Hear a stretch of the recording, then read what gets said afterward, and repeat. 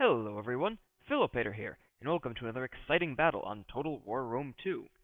This was simply a fun battle. I'm actually playing as the Arverni, and my opponent, whose name is Almost Malleable Statesman, is playing as the Galatians. Now the Arverni are not a power faction in their own right. In the very first patch they were great because they had Oathsworn, and then they kind of fell off the radar a little bit. That doesn't mean they're bad. These chosen swordsmen still pack a great punch for their cost, but they'll easily be outclassed by Galatian legionaries or, say, sword followers that some of the other factions get. However, in this battle, I'm not going to try a standard infantry rush. I am trying the three-line approach favored by the Pre-Marian Roman army. And so what I have is 3 units of Celtic warriors as a front line. These would take the place of Hastati. I have a second line of 5 chosen swordsmen. These would take the place of Principes. And then a back line of 3 Oathsworn, taking the place of Triarii. I have a skirmishing force of 2 Gallic hunters, and I'm actually trying to be a little bit cheeky and move them forward to get some pot shots off at these slingers. I have 1 heavy horse and 2 light horse, and what I'm going to basically do is use these light horse to try and catch my opponent's noble horse and tie them down so my infantry can finish them off. And then lastly, I have 2 units of levy freemen who are watching the back of my lines. Now my opponent has 4 units of Celtic slingers, 3 units of Galatian noblemen, 2 units of Galatian spears, 3 Galatian legionaries, a cavalry force of 2 noble horse, and then off in the woods he has 2 units of Galatian raiders. And see, there we go, the Gallic hunters were able to get off a third of a volley for no kills. Good job, guys.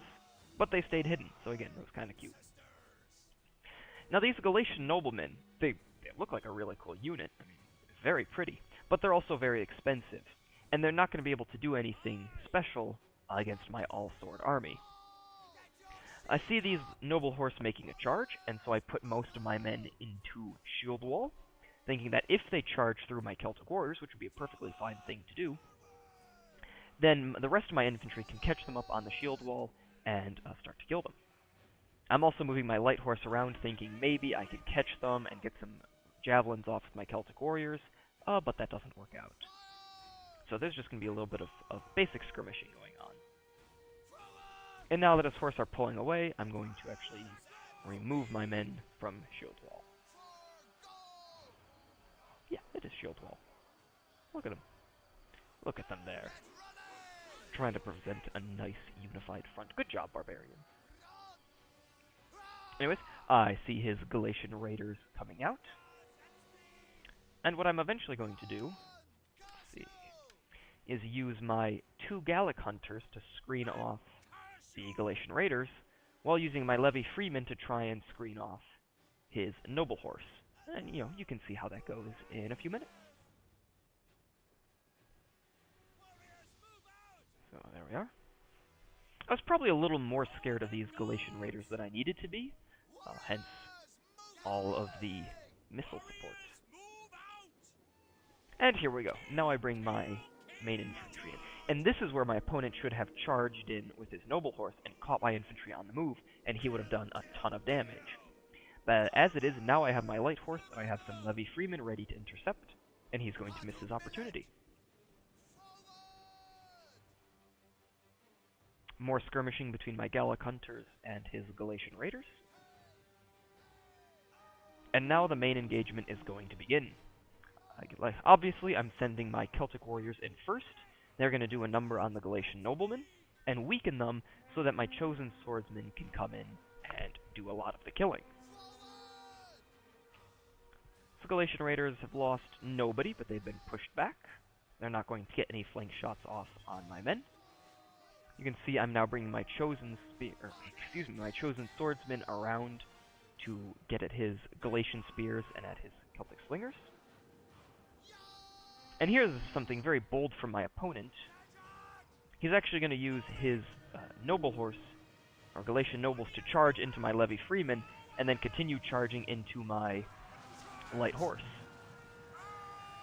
And of course he's going to get the better of the engagement, but Galatian or noble horse are very expensive troops, and Levy Freeman not so much. So of course they get knocked down to about half strength, but these guys are throwaway units.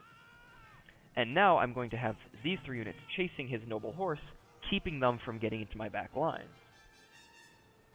I actually think at some point I'm going to turn these chosen I'm going to turn these chosen swordsmen around so that they don't get charged from there. There it is. In the meantime, my heavy horse is going after his slingers, cleaning up his back line. I used this light horse to push his Galatian raiders out of the way, and they're going to be away from battle for a few minutes.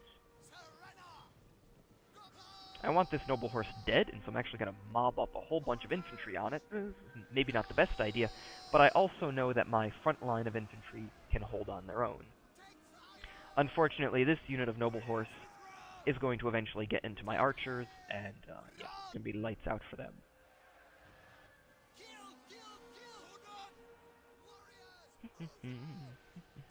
But yeah, now it's simply a matter of a long infantry grind. Can my opponent kill more of my soldiers than I kill of him?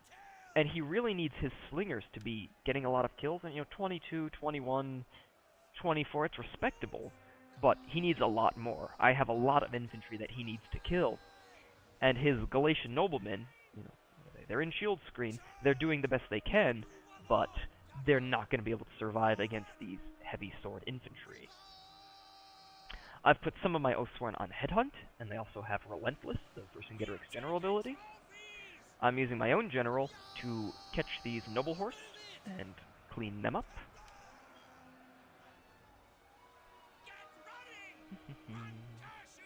And this is good on my opponent. He's going to get this unit of Galatian legionaries around to the side and sandwich these chosen swordsmen.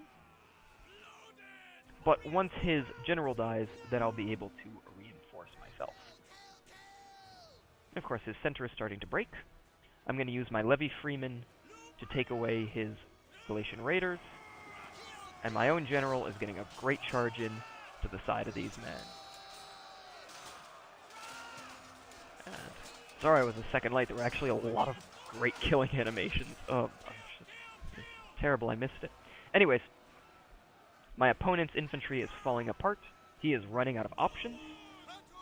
His noble horse and his Galatian raiders have been bogged down by these super cheap units. My own heavy horse are coming back from the far away, and they're going to take out these slingers. And now it's simply a matter of cleaning up this last pocket of resistance. Of course, I have to keep my own infantry a little bit bunched up in a blocky, more shield wall formation to keep the noble horse from getting a particularly good charge. So, fortunately, these guys are not my own. The routing units, I think, will actually blunt the charge a little bit. Maybe. Just a little bit. And yeah, there we are. Shield walls to stop his cavalry. The cavalry is going to get trapped and routed. These Galatian raiders are going to try and fight their way through Levy Freeman to come back to the field, but it's too little too late. And I think at this point my opponent is seeing the writing on the wall. So, let's just watch a few seconds of killing animation. I really like the helmets on these Galatian legionaries. I think they're pretty cool. Even if it does just look like an overturned soup bowl. Nice. Good job, guy in the front. I actually think the Steam Winter Sale is going on, and I think the Blood and Gore pack is on sale. I'll probably pick it up in the next couple of days. And yeah, then these killing animations will look even better. I think it'll be a worthwhile investment of $1.50. Oh. My Oathsworn coming in, waving their arms in the air. I don't know what these guys are doing. And as I said, my noble horse are coming back from the rear. And that's going to be the end of it. My opponent has only a few seconds left. So, great game to my opponent.